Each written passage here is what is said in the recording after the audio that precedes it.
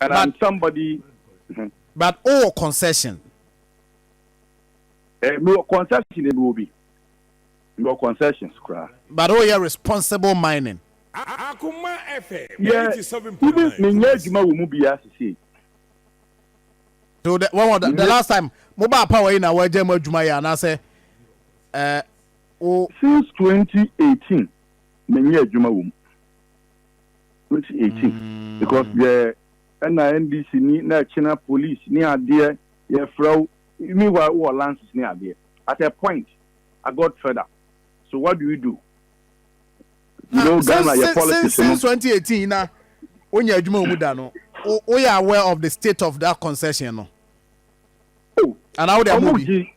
Almost be careful, almost be careful, be careful, and John, and some no Okas or Becanina.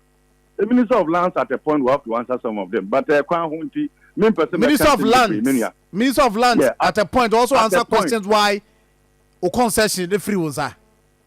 Well, yes, what be minister idea why inherited liabilities for any other previous ministers. Yeah, it was it do baby home making. But anyway, Yakubu, a hono me perceive for you clear. One, yes, only excavator ba ko say e wo krom ha. Me no ka say no excavators and excavator. Me mfa ba ko kra ma han na me mfa ba ko so kra nko si amna bia mu nyadwuma. Menia. See, then concession there no. O say o wo bi. Ani agye free say ma hono I want to be clear. Anya no nko of course me will be no more me no me partners ni ade. E no na private say bi ma anya o mo consent as a job. What do you mean, Pastor Anyamanu Tuja? If it has to be a board members, the directors in our money idea. And I'm saying we are no I am a bab on chain.